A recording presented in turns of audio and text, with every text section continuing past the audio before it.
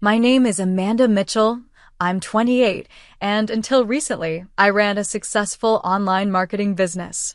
For 6 years, I financially supported my entire family, paid their mortgage, bills, everything. Then last month, a fire destroyed my apartment and office. I lost everything. When I showed up at my parents' doorstep with nothing but a backpack of salvaged belongings, my own mother laughed in my face and said, "This isn't a shelter." That night, I made a decision that changed everything. Before I tell you what happened after I cut every penny, let me know where you're watching from and hit subscribe if you want more stories about setting boundaries with toxic family members. I grew up in Rochester, New York, in a household where money was always a problem, not because we didn't have it, but because my parents couldn't manage it. My father, Gary, now 52, has never held a job longer than 18 months. He'd get hired somewhere, start strong, then either quit over some perceived slight or get fired for missing too many days. What he never missed, though, was his weekly poker game with friends, which usually ended with him coming home cursing about his bad luck. My mother, Karen, 50, compensated for her unhappiness by shopping. She had 12 credit cards by the time I was in high school, most of them maxed out. Her closet was packed with clothes that still had tags on them, while she complained we couldn't afford my school supplies. "Amanda, you don't understand adult responsibilities," she'd say whenever I questioned their spending. By 16, I was working after school at the local grocery store while maintaining a 4.0 GPA.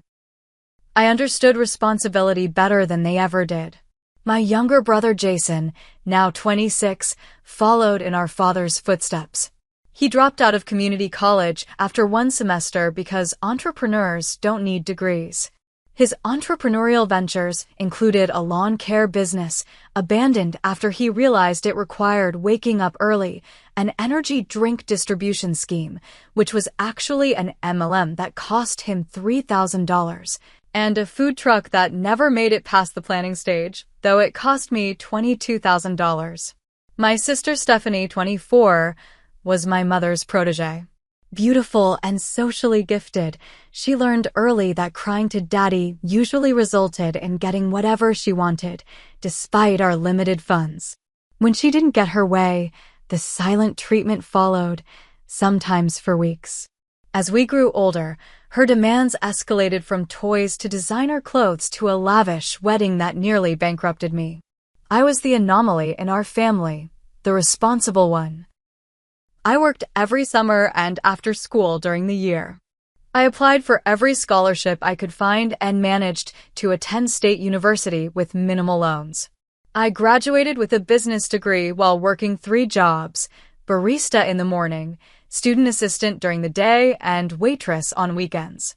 The summer after graduation, I landed a marketing position at a local agency. I worked there for 2 years, living frugally and saving every penny while my colleagues bought new cars and took exotic vacations. At night and on weekends, I built my own client base, creating websites and managing social media for small businesses. By 24, I had enough clients to quit my day job and start my own marketing firm.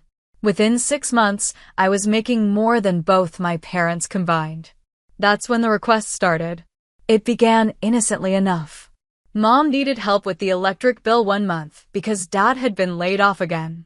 Then Dad's car broke down and they couldn't afford repairs. I helped because that's what family does, right? The first year of my business, I probably gave them about $8,000 total, not a small amount, but manageable with my growing income. I felt good about being able to help my family. The second year, everything changed. Dad lost his job again, and they fell behind on their mortgage. Mom called me sobbing, saying they might lose the house I grew up in. "We've tried everything, Amanda. You're our only hope." I took over their $1,700 monthly mortgage payment, telling myself it was temporary. By year 3, temporary had become permanent. I was now paying their mortgage, utilities, and car insurance. When Jason came to me with his food truck idea, I couldn't say no. He seemed so passionate, so convinced this would be his big break. The $22,000 investment disappeared within 4 months, with nothing to show for it except a half-wrapped truck that sat in our parents' driveway until they sold it for scrap. Year 4 brought Stephanie's wedding. She'd gotten engaged to a nice enough guy who worked in sales, but couldn't afford the dream wedding she'd been planning since childhood. When Mom called asking if I could chip in, I asked for a budget. The number, $35,000, made me choke on my coffee. That's more than reasonable for a modest wedding these days, Mom insisted. I ended up paying for everything from the venue to the honeymoon in Bali. The 5th year, Dad needed emergency gallbladder surgery. While he had basic insurance through his newest job, the deductible was high. I covered the $8,500 medical bills, plus bought him a used car when his finally died. Mom's shopping addiction worsened, and I found myself paying off her credit cards to keep their credit score from tanking completely. By year 6, last year, I was fully supporting my entire family. My parents hadn't paid their own mortgage in 4 years. I covered all their utilities.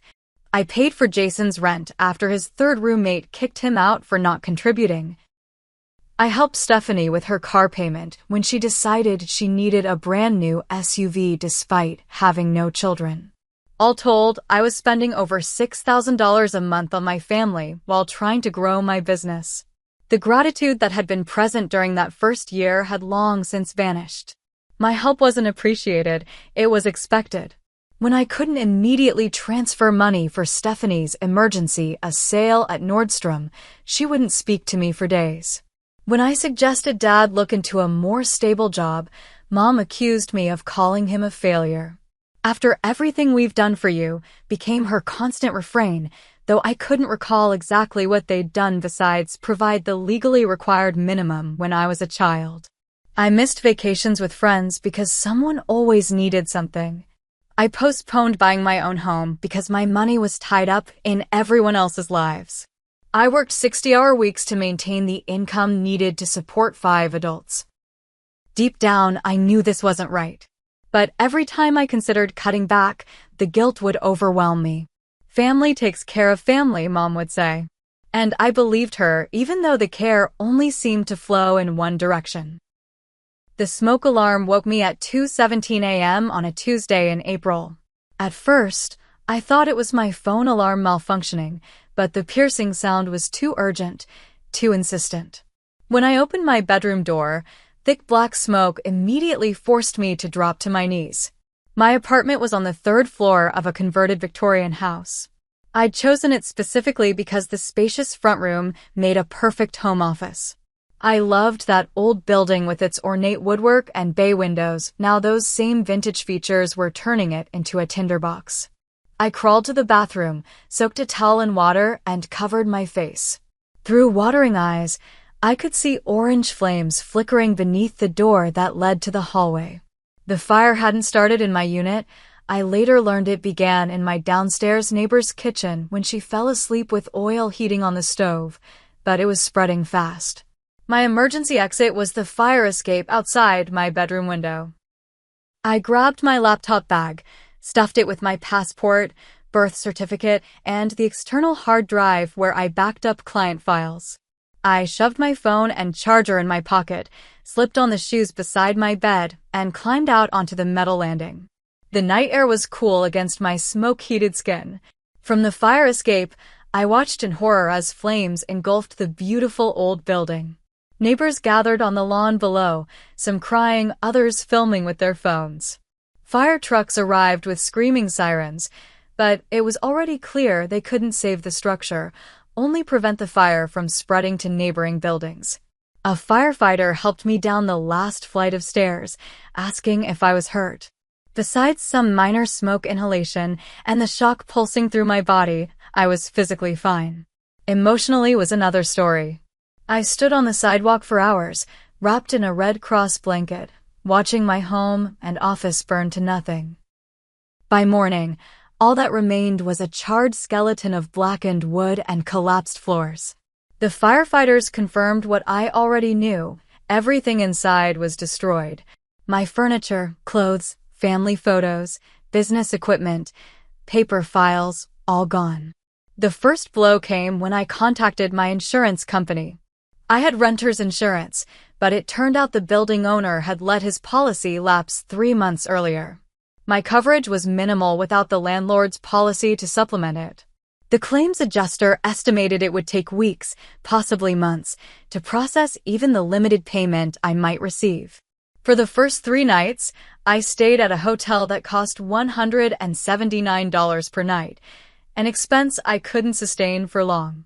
My business operated primarily from my home office, and without my equipment and files, I couldn't work. While most of my client information was backed up online, my computer, professional camera, lighting equipment, and other tools were gone. I'd always been careful with money, but supporting my family had drained my savings. The emergency fund I once had was depleted after paying for Dad's car last year. I had about $3,200 in my checking account, enough for maybe 2 weeks of hotel stays and basic necessities, but not enough to put a deposit on a new apartment while maintaining my family's financial needs. My friends Megan and Tyler offered their couch for a couple of nights, but they lived in a tiny one-bedroom apartment with barely enough room for themselves. I gratefully accepted, not wanting to impose for longer than absolutely necessary. By day 5 after the fire, I was running out of options. I'd applied for emergency assistance, but without dependent children, I wasn't high on the priority list. I'd called every affordable apartment in the area, but without proof of current employment. My business cards and marketing materials had burned. Landlords were hesitant. That's when I made the decision that seemed so obvious, I was almost embarrassed I hadn't thought of it immediately. After 6 years of supporting my family, paying their mortgage, utilities, car payments, and more, surely they would help me for a few weeks until I got back on my feet. I called my mother first, explaining the situation in detail. Her response was lukewarm at best. "Oh, that's terrible, honey. I'm so sorry to hear that." The sympathy in her voice didn't match her words. "You know, our spare room is being used for storage right now. And your father's been feeling under the weather. It's not really a good time." I was stunned. Not a good time? I'd been sending the money when it wasn't a good time for me for 6 years. But I held my tongue, thinking perhaps it was just the shock of the news. Maybe if I asked in person, explained how desperate my situation was, they'd understand. "I thought I might come over tonight," I said carefully, "just to talk about options." "Sure, honey. We'll be home." I borrowed Megan's car and drove the 30 minutes to my parents' suburban home, the home whose mortgage I'd been paying for 4 years. The spring evening was pleasant, with late-day sunlight warming the dashboard. I rehearsed what I would say, how I would explain that this was temporary, that I just needed a place to stay for a few weeks while I sorted things out. I wasn't asking for money, just a roof over my head, the roof I'd been paying for. As I pulled into their driveway, I felt a mix of relief and apprehension. The house looked the same as always, neatly trimmed lawn, maintained by a service I paid for, fresh paint from last summer, also my expense, and Mom's flower beds blooming with spring bulbs. My parents' 2 cars sat in the driveway, Dad's 2-year-old Ford, bought with my money, and Mom's SUV, monthly payments courtesy of me. I took a deep breath and got out of the car, clutching the backpack that contained everything I now owned in the world. Mom opened the door before I could knock, her eyes widening at my appearance. I hadn't had access to most of my clothes or makeup since the fire, and had been rotating between 2 t-shirts borrowed from Megan. My hair smelled faintly of smoke despite multiple washings. "Amanda, you look tired." She hesitated before stepping aside to let me in. The house was immaculate as always. Fresh flowers sat on the entryway table, and I could smell something baking in the kitchen. The contrast between the comfort of this home and my current situation made my throat tighten. "Is Dad here?" I asked, following her to the kitchen. "In the living room, watching his shows." She gestured vaguely before opening the refrigerator. "Have you eaten? I could make you a sandwich." "I'm not hungry, thanks." In truth, I hadn't eaten since morning, but food was the last thing on my mind. Dad barely looked up when I entered the living room. He was sprawled in his recliner. The one I'd bought him for Christmas last year, watching a baseball game on the large flat-screen TV that had been my gift after his promotion, which he'd lost 3 months later. "Hey, Dad." "Hey, kiddo." His eyes flicked to me briefly before returning to the game. "Heard about the fire. Tough break. Tough break." Like I'd lost a casual bet, not everything I owned. I sat on the couch and waited for Mom to join us. When she did, carrying a glass of wine for herself, but nothing for me, I launched into my carefully prepared speech. "As you know, I lost everything in the fire. My insurance is giving me problems, and it's going to be a while before I can get back on my feet." I took a deep breath. I was hoping I could stay here for a few weeks while I sort things out. Just until I can find a new apartment and replace my work equipment. The silence that followed seemed to stretch for minutes, though it was probably only seconds. Mom took a sip of her wine, her expression shifting from feigned concern to obvious annoyance. "Amanda, you know we love you, but this just isn't a good time. Your father hasn't been feeling well, and we've converted the guest room into a storage space." "I could sleep on the couch," I said, desperation creeping into my voice. "Or clear out some of the storage. I don't need much space." "It's not just that," Mom continued, not meeting my eyes. "You know how your father values his routine. Having someone else here would be disruptive." I stared at her, unable to process what I was hearing. They had a 4-bedroom house. Besides their master bedroom, there was the guest room, now storage, Stephanie's old room, preserved like a shrine though she'd been married for 2 years, and Jason's room, which he still used occasionally when between apartments. "Mom, I have nowhere else to go," I said, my voice cracking. "I've lost everything." That's when she did it, she laughed. A short, dismissive laugh that cut through me like a knife. "Don't be so dramatic, Amanda. This isn't a shelter. You've always been resourceful. I'm sure you'll figure something out." In that moment, something broke inside me. 6 years of supporting them, of putting their needs before mine, of being the responsible one, and this was how they repaid me. "Do you realize," I said, my voice unnaturally calm, "that I've been paying your mortgage for 4 years? That I pay for this house you're refusing to let me stay in?" Mom's expression hardened. "That's different. We're your parents. We raised you. I've given you over $250,000 in the past 6 years. That's what family does," she snapped. "Don't throw it in our face. We would have done the same for you if we could. But they could now. They absolutely could help me now, and they were choosing not to." Dad finally spoke up, still not looking away from the television. "Your mother said it's not a good time, Amanda. Don't make this difficult."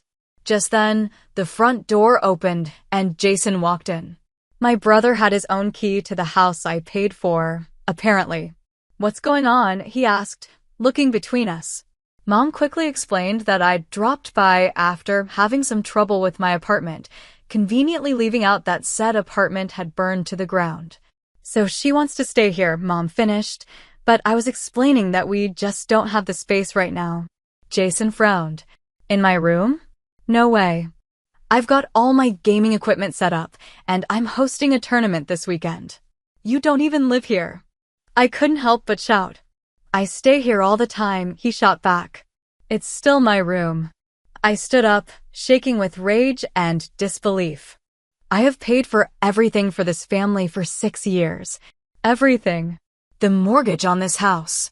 The utilities. The lawn service. The car payments. Jason's rent when he got evicted. Stephanie's wedding. Dad's medical bills." I was crying now, tears streaming down my face. I lost everything in that fire. Everything. And you can't even offer me a couch to sleep on. Mom stood too, her face flushed with anger or embarrassment. I couldn't tell which. "That's enough, Amanda. If you only helped us so you could throw it in our faces later, then maybe you should stop." "Maybe I should," I whispered. As if on cue, Mom's phone rang. She glanced at it, then answered. Hi, Stephanie. Yes, she's here. A pause. Actually, I think she's just leaving. I could hear my sister's voice on the other end, asking questions. Mom handed me the phone. She wants to talk to you. With trembling hands, I took the phone. Hello. Amanda, Mom texted me about the fire. I'm so sorry. Stephanie's voice held more genuine sympathy than either of our parents had shown. For a brief moment, I felt a surge of hope. Thanks, Steph. It's been rough. I was asking Mom and Dad if I could stay here for a bit while I figure things out. Oh! Her tone changed immediately.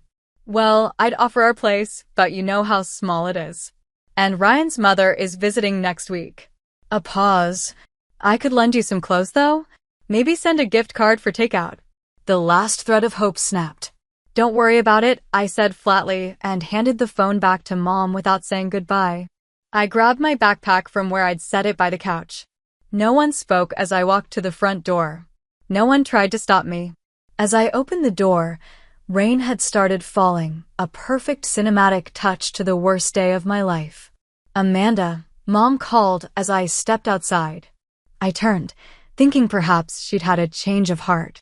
Instead, she said, "Will you still be sending the mortgage payment on the 1st?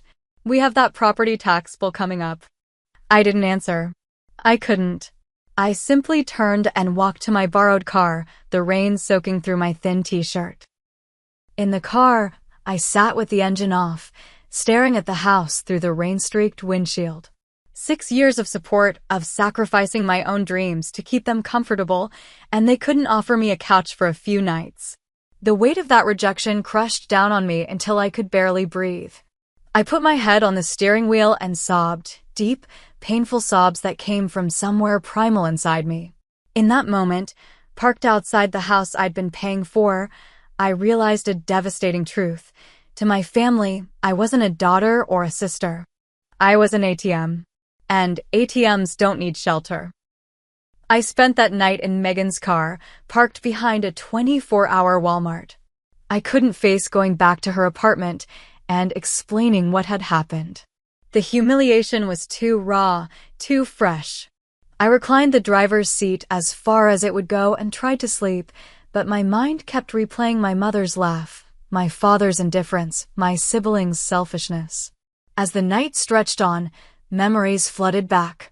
The Christmas I'd worked through to finish a major client project, transferring money to my parents just in time for them to buy presents from Santa for Jason and Stephanie. The vacation to Bermuda I'd canceled because Dad needed dental work not covered by insurance.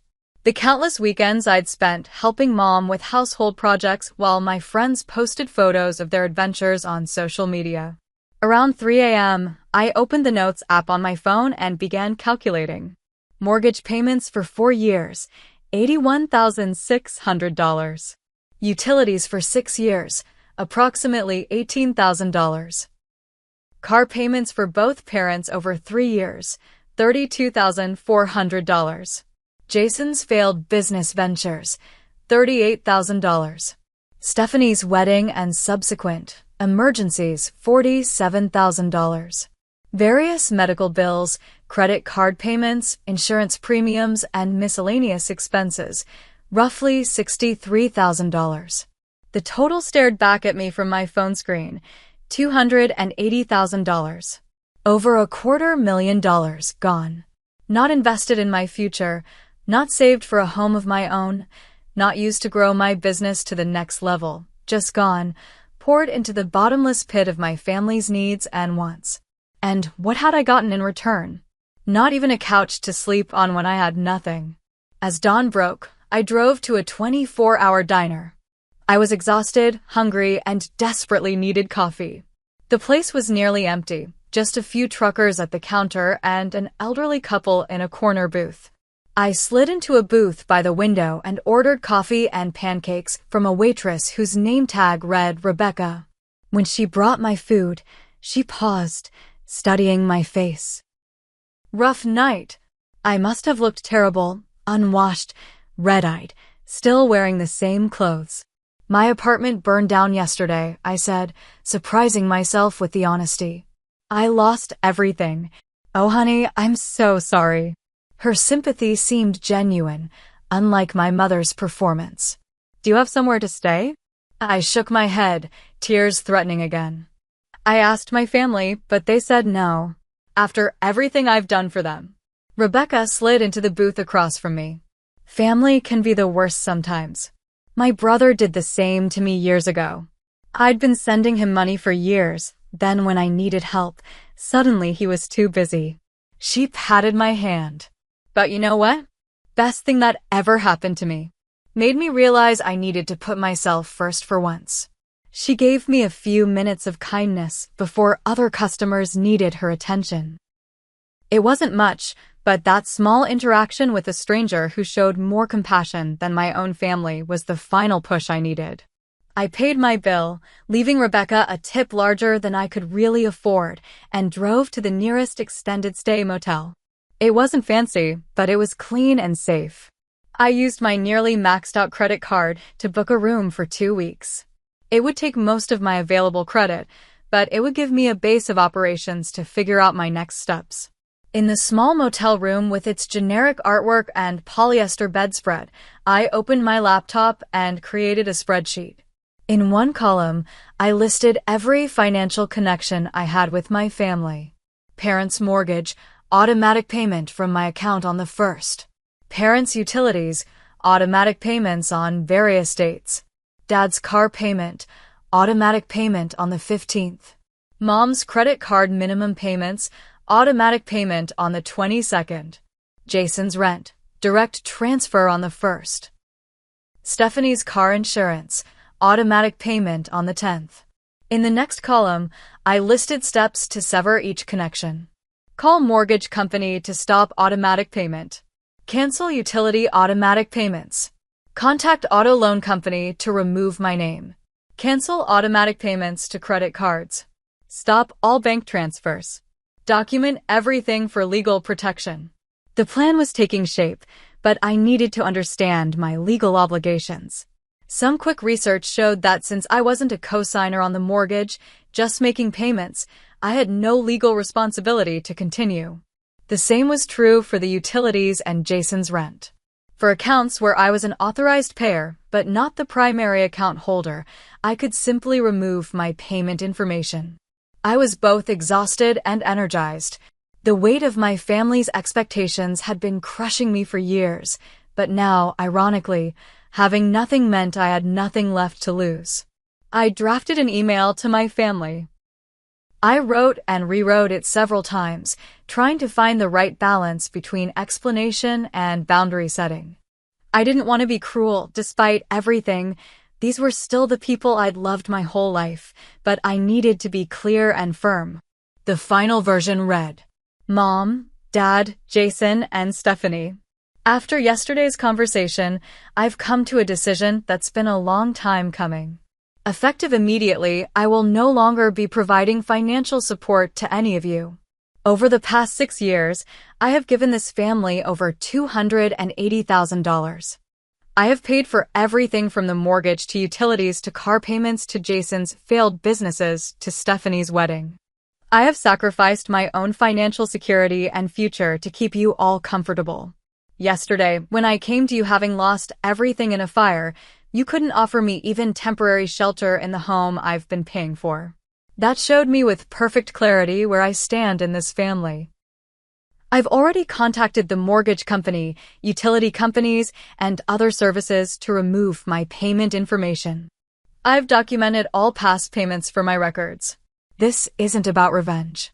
It's about finally recognizing that this relationship has been entirely one-sided.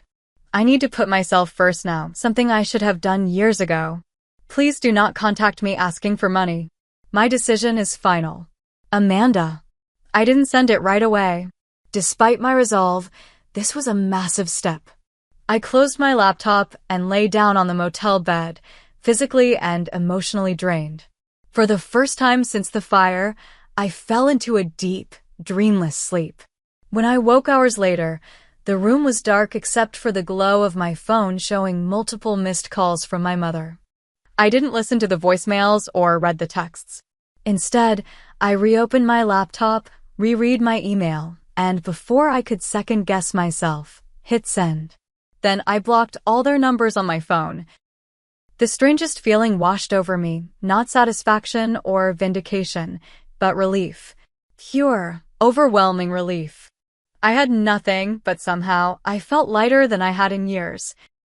I woke the next morning with a clear head and a sense of purpose I hadn't felt in years. The weight that had been pressing down on me, the constant worry about my family's finances, the strain of working endless hours to support 5 adults, was lifted. I still had enormous challenges ahead, rebuilding my business, finding permanent housing, replacing everything I'd lost. But for the first time in a long time, the only person I needed to worry about was myself. My first stop was the bank. I'd been using the same regional bank since college, and over the years had added my parents as joint account holders on my main checking account in case of emergency. This had evolved into them having complete access to withdraw funds whenever they wanted, which they did, frequently, for emergencies that ranged from actual car repairs to concert tickets. Jessica, the bank manager, recognized me immediately. "Amanda, I heard about the fire. I'm so sorry." I thanked her and explained that I needed to make some changes to my accounts. I'd like to close all my current accounts and open new ones today, if possible. She looked surprised. "All of them? May I ask why?" I hesitated, embarrassed to admit how I'd allowed myself to be taken advantage of for so long. But Jessica had seen the patterns in my accounts, the large withdrawals, the constant transfers to my family members. "My family situation has changed," I said carefully. "I need to separate my finances completely." Understanding dawned in her eyes. "I see. We can definitely help with that." For the next hour, Jessica helped me close my existing accounts and open new ones with enhanced security features. She made sure my direct deposits from clients would transfer to the new accounts and helped me order new debit and credit cards. "Is there anything else we can do to help?" she asked as we finished the paperwork. "Actually, yes. Can you print statements showing all the transfers I've made to these accounts over the past 6 years?" I showed her the list of my family members' account numbers. "I need documentation of everything I've paid." Jessica nodded. "For legal purposes?" "Just in case," I replied. My next stop was the mortgage company.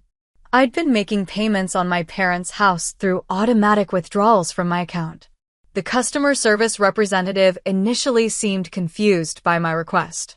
"You want to remove the automatic payment, but you're not the mortgage holder?" "That's correct. I've been making payments on behalf of my parents, but I'll no longer be doing so." "I see. Are they aware of this change?" "They will be," I said firmly. "I'm not responsible for their mortgage. I've been helping voluntarily, and that help is ending." After verifying my identity as the payment source, they processed my request. I asked for, and received, a statement showing all payments made from my account over the past 4 years, totaling $81,600. Throughout the day, I methodically worked through my list. I called each utility company, car loan provider, and credit card company. I removed my payment information from every account. Some were easy. I simply canceled the automatic payments.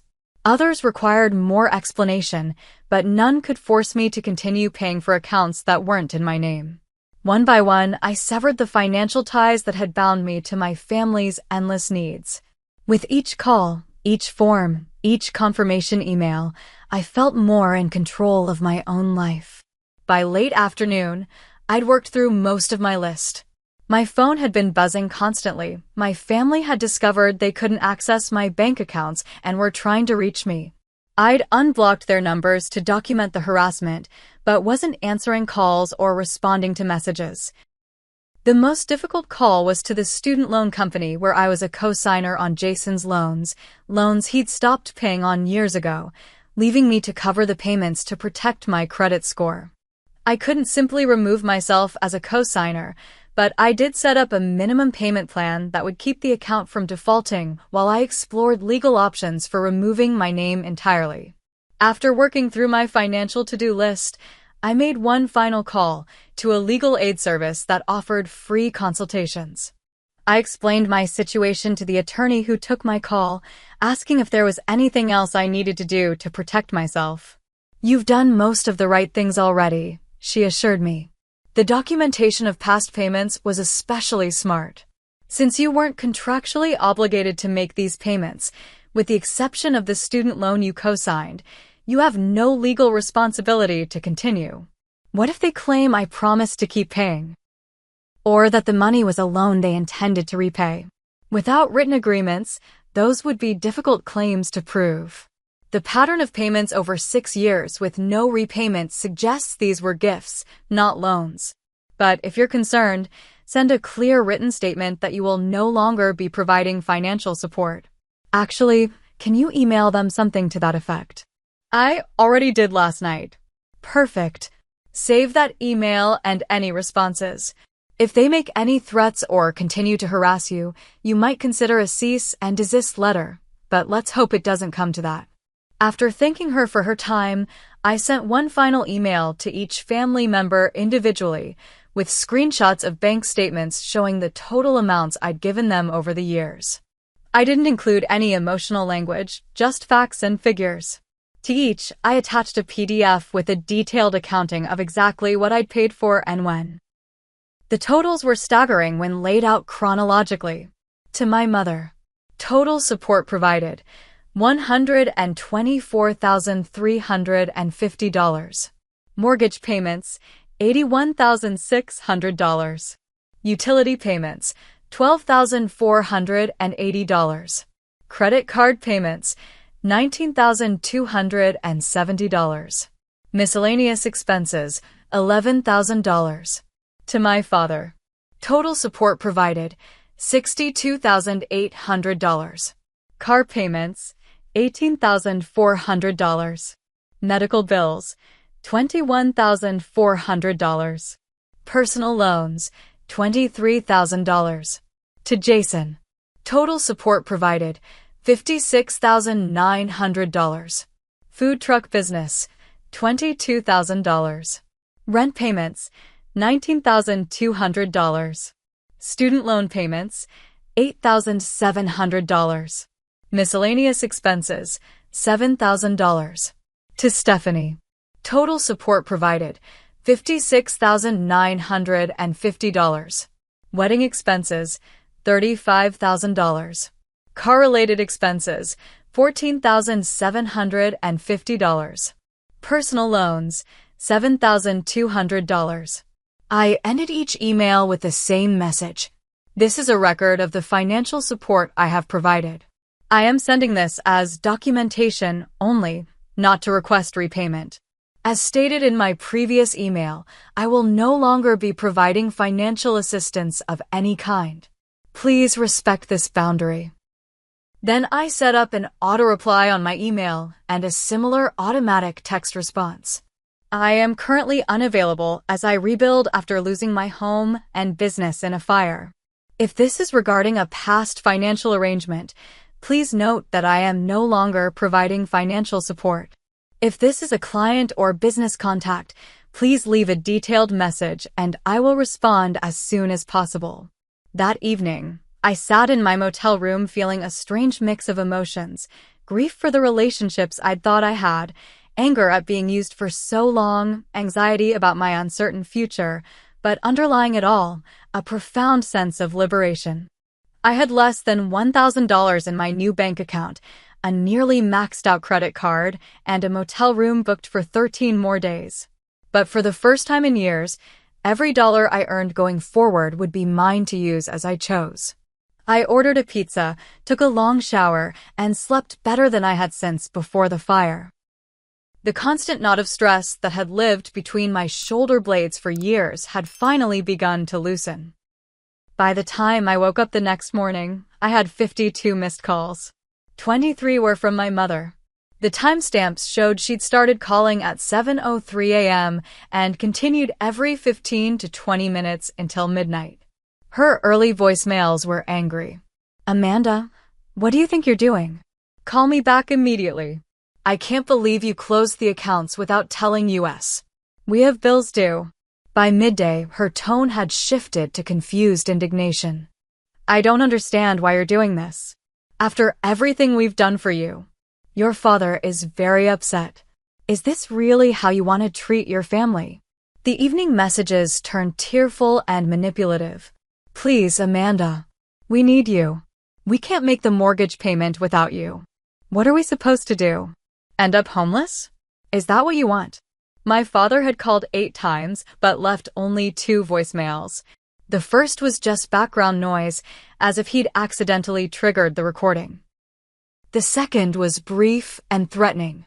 You need to fix this, Amanda. Now. Jason had called 12 times, his messages growing increasingly aggressive. What the hell, Amanda? Mom's freaking out. I was counting on that money for rent. My landlord's going to evict me. You're really going to screw over your own family? What kind of person does that? His final message was slurred, obviously drunk. You think you're better than us? You're nothing. Nothing. Stephanie had called 9 times. Her first message was actually sympathetic. Amanda, I'm sorry about what happened at Mom and Dad's. That wasn't right. Call me, okay? But when I didn't respond, her subsequent messages quickly devolved. I know you're upset, but cutting everyone off is extreme. We need to talk about this. My car payment is due next week. I'm going to be late if you don't help. Fine. Be that way. I always knew you were jealous of me. The text messages followed a similar pattern. Mom. The mortgage company called. Payment didn't go through. Fix this now. Dad, your mother is in tears. Hope you're happy. Jason. Need $800 for rent by tomorrow or I'm evicted. Stephanie. My credit score will be ruined if you don't make that car payment. Mom again. I've always been there for you. How can you do this to us? The messages continued throughout the day, ranging from guilt trips to outright threats to desperate pleas. I read them all but responded to none. Each message only confirmed what I already knew. They didn't care about me, only what I could provide for them. By the afternoon, the tone of the messages began to shift. Reality was setting in. Mom, maybe we can work something out. You could pay just the mortgage and we'll handle the rest. Dad, your mother says I should apologize. So I'm sorry you felt unwelcome. Jason, look, I was drunk last night. Didn't mean what I said. But seriously, I need help with rent. Stephanie, I talked to Mom. She was wrong not to let you stay. You can stay with Ryan and me if you still need to. Too little, too late. Their sudden concern for my welfare was transparently self-serving.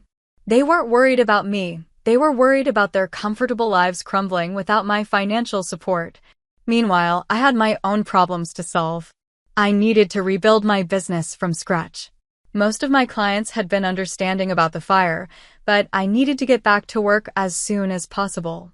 I used some of my remaining cash to buy a basic laptop, nothing fancy, just enough to handle design software and video calls. The public library became my office. I spent hours there each day, reaching out to clients, explaining my situation, and assuring them I could still meet their needs despite my personal setbacks. Some were sympathetic and patient.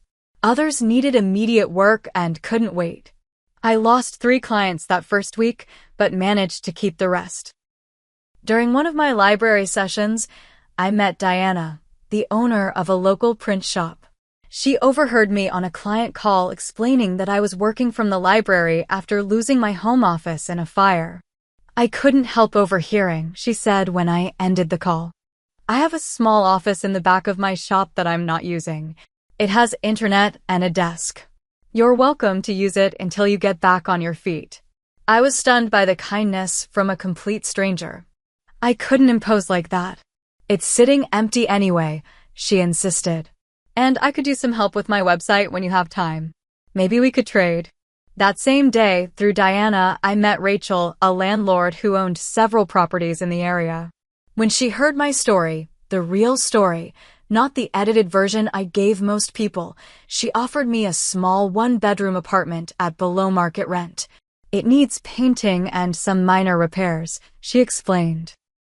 If you're willing to do the work yourself, I'll knock $200 off the monthly rent and waive the security deposit. The apartment was tiny and dated, with faded wallpaper and worn carpeting, but it was clean and structurally sound.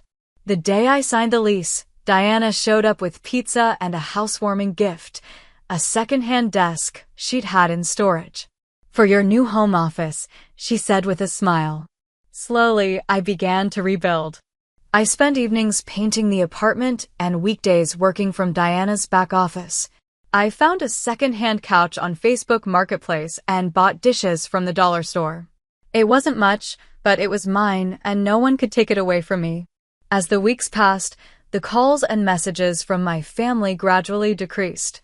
They'd realized I wasn't going to change my mind. Mom still called every few days, but her messages had become resigned rather than demanding. We had to take out a loan to cover the mortgage, she reported, clearly expecting me to feel guilty. Your father had to get a second job at the hardware store. At his age, Jason got evicted. He's sleeping on our couch now. I listened to the messages, but continued not to respond. Each update only confirmed that they'd been capable of solving their own problems all along. They just hadn't wanted to. About a month after I cut them off, I was working at the print shop when Diana poked her head in. There's someone here asking for you. A woman. Says she's your mother. My heart raced. I don't want to see her. Diana nodded, understanding immediately. I'll tell her you're not here. No, I said, standing up. I'll tell her myself. My mother stood by the counter, looking out of place in her expensive clothes and perfectly styled hair. When she saw me, her expression brightened. Amanda, finally, you've been impossible to reach. I kept my voice calm and professional, aware of customers in the shop. I've been clear about my boundaries, Mom. I don't want to talk. Don't be ridiculous. We're family. We need to discuss this situation. She lowered her voice. Your father and I are struggling. The bank is threatening foreclosure. I'm sorry to hear that. You should talk to a financial advisor. Her eyes narrowed. Is that all you have to say? After everything we've done for you. What exactly have you done for me, Mom? When I lost everything and needed a place to stay, you laughed in my face. That was a misunderstanding. I was stressed. You know how your father gets when his routine is disrupted. I shook my head. It wasn't a misunderstanding. It was a moment of clarity. For 6 years, I gave you everything, and when I needed the bare minimum in return, you showed me exactly where I stood. So that's it? You're punishing us because we couldn't accommodate you for a few days. I'm not punishing anyone. I'm taking care of myself for the first time in my adult life. You're all capable adults. Figure it out, just like I had to. Her face hardened. I never thought my own daughter would be so cold. So selfish. I almost laughed at the irony. Goodbye, Mom. Please don't come here again. As she stormed out, Diana approached with a supportive smile. You okay? I took a deep breath, surprised to find I actually was. Yeah, I really am. The confrontation with my mother was the last direct contact I had with my family. Through mutual acquaintances, I heard that my parents had indeed taken out a home equity loan to cover their expenses. Jason had found a job at a call center, and Stephanie and her husband had downsized to a smaller apartment. They were managing, just as they could have all along if they hadn't had me to rely on. As for me, I was rebuilding too. My insurance finally paid out a modest settlement for the fire. It wasn't enough to replace everything I'd lost, but it gave me a financial cushion. My client base was growing again, and Diana had referred several local businesses to me for marketing work. The apartment I'd initially seen as temporary was starting to feel like home. I'd painted the walls sunny yellow, hung thrift store art, and filled a small bookshelf with new copies of my favorite books, the first non-essentials I'd allowed myself to buy. For the first time in years, I was living within my means and saving for my own future. No more luxury cars for my father. No more designer clothes for my sister. No more bailing out my brother's harebrained schemes. Just me, taking care of me. 6 months after the fire that had destroyed my old life, I realized I didn't want that life back anyway. The fire had burned away more than my possessions. It had incinerated the unhealthy dynamics that had been suffocating me for years. Sometimes losing everything is the only way to discover what you really need. It's been exactly 1 year since the fire that changed everything. As I sit in my apartment, my real home now, not just a temporary shelter, I barely recognize the person I was 12 months ago. The woman who sacrificed everything for people who gave nothing in return seems like a stranger to me now. My new place isn't fancy, but it's mine in a way my old apartment never was. I've painted each room a different color, bold choices I never would have made before. The living room is a warm terracotta, the bedroom a peaceful sage green, the small home office a cheerful yellow. Second-hand furniture that I've lovingly restored fills the space. It's eclectic and imperfect, but every item represents a choice I made for myself, not an obligation to someone else. After the fire, Diana's offer of office space evolved into a business partnership. We combined her print shop with my digital marketing services to create a full-service marketing agency for local businesses. We're small but growing steadily, with a client list that has doubled in the past 6 months.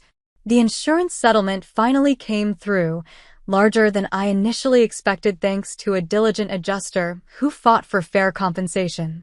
I used part of it to buy new equipment for the business and invested the rest, my first real savings for the future. Weekly therapy sessions with Dr. Laura have been instrumental in my healing process. What you experienced was financial abuse, she told me during our first session, giving a name to the dynamic I'd been trapped in for years. But they're my family, I protested. Isn't family supposed to help each other? Family support should be reciprocal, she explained gently. When it consistently flows in only one direction, that's exploitation, not family. Through therapy, I've come to understand the complex emotions that kept me locked in that unhealthy pattern for so long. The guilt instilled from childhood. The false responsibility I felt for my family's well-being. The way they manipulated my empathy and twisted my generosity into obligation. You didn't cause their problems, Dr. Laura reminded me often. And you cannot fix them. They're adults responsible for their own choices. It was a simple truth, but one I'd never fully understood until now. One of the most surprising developments in my recovery has been the formation of genuine friendships. Diana and Rachel became not just business partner and landlord, but true friends who expected nothing from me beyond mutual respect and occasional dinner companionship. I'd been so consumed with my family's needs for so long that I'd forgotten what balanced relationships felt like. Through Diana, I met others in the local business community, people who valued my skills and ideas, not just what I could give them. I joined a book club at the library and a weekend hiking group. Slowly, I built a circle of connections based on shared interests and authentic care rather than obligation and guilt. 6 months after I cut ties with my family, a letter arrived from my father. It was brief and awkwardly written. Amanda, I know I've never been the father you deserved. Your mother and I made many mistakes. We took advantage of your generosity and failed you when you needed us.